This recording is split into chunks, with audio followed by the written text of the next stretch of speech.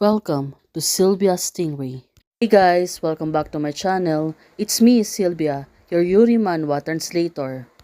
Hey guys, good morning. Let me present you the new chapter of I Was Forced to Love My Stepmother, a movie queen in a lab show. Chapter 24, so here it is. Let's read the story. Back to Rantau and Suman, the three of them still, riding on the same car, and Ghost went to the school. Told you that it was a misunderstanding about Sister Su Cheng's wedding, but just wait to listen.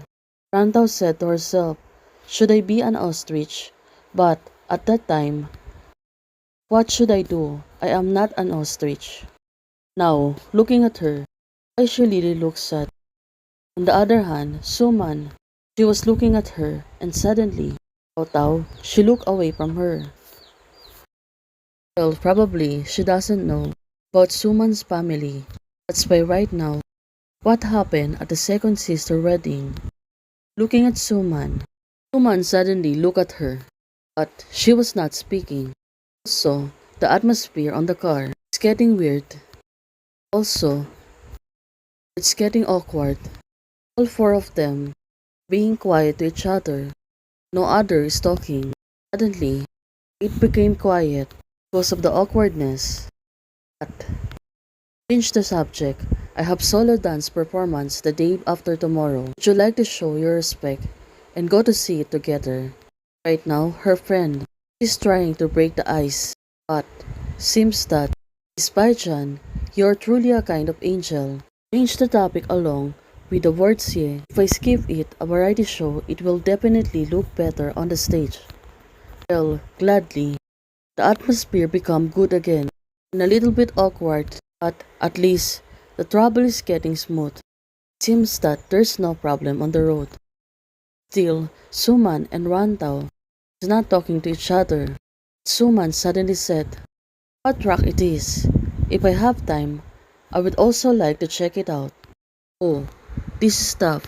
Suman, she want to go with them, but the atmosphere is getting good. Track is Nutcracker, and it's going to be released on Christmas. Plan to put it online in advance to see the effect. I watched it when I was cool. In London, it was very typical fairy tale stage play. How come Sumans know everything?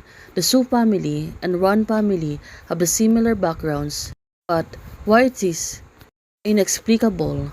Well, probably. It was really puzzled. Sumans know everything. Of course, he came from the great family as also at hers. It was like a sense of deja vu when the novel and elegant royal princess meets the wild Cinderella. Oh, this girl, her thinking is really wild sometimes. She was thinking something, but Rantau said to herself, better check her out. Does she know anything else? Right now, she is typing on the web. Probably she was looking on the Weibo. Well, did she really find it?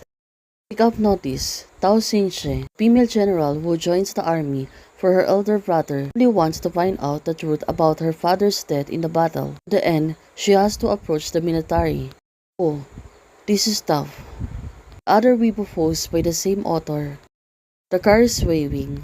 Right now, she get interrupted while she was trying to find out. Right now, originally the daughter of the general, her father and brother had a great military exploits. She was, well, right now, what we're gonna do? About Suman. Rantau is becoming vigilant. Right now, Suman forgot to turn on mute. Well, she got past it. She is trying to search secretly about the Su family, especially for Suman. Well, it was really awkward. Also, right now, I really forced it in funny. It's the preview of the Spring Mountain Awakening. I've watched it so many times. Teacher Su's acting skills are simple. Well, gladly, Resvent is always saving her. But for Rantau right now, I can really see Suman. Thanks, Tao Tao search for it. Especially, don't you want to say something? Well, of course, right now, she became muted because of shyness. She didn't know how to explain it to Suman. Ah, that. You did a good job. School is here. I leave it first. Now, Rantau, she was rushing through, opened the door, and she wanted to leave faster. Suman, she left in the car. Now, she was really puzzled. Hey, hey, Tao Tao, wait for me. Tao Tao's friend is calling her. Tao Tao, she was really rushing through. She wanted to stay away from Suman because it's really feel awkward. Sister Man Man, here we are. Excuse me, send me to the zoo group. Oh, it turns out she don't want to go to school, but she only want to stay at Rantau, so she get into the car. Rantau doesn't want to go to the zoo house to attend the wedding. Did something happen? Well, it was really fast. Well, maybe Rantau. She really gets shy. Right now, Suman.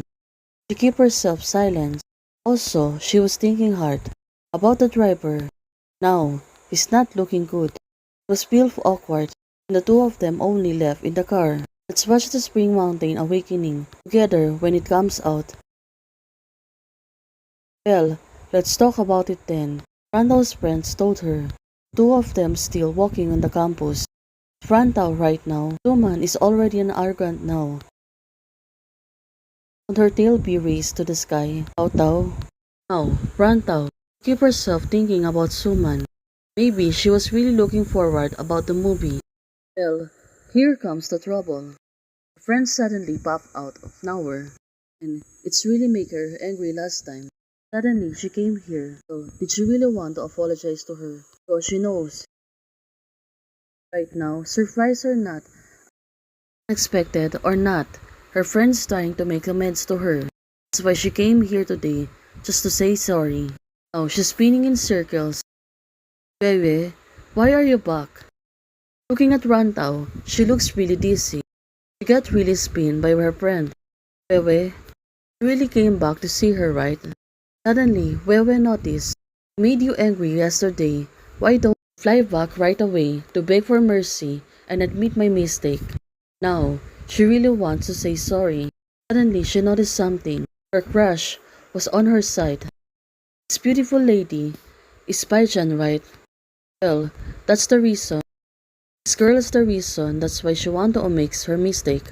She want to know Baijan's. And here it is Baijan's on her front.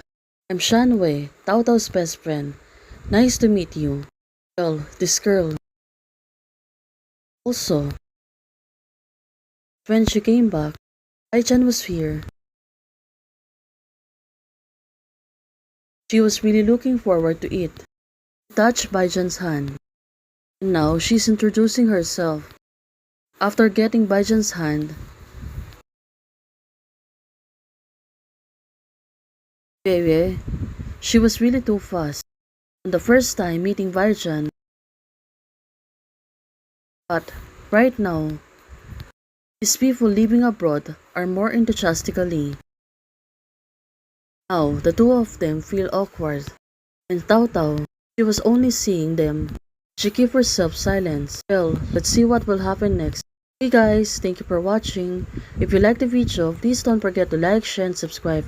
And do comments and turn on notification bell to keep you posted on my daily updates. Bye!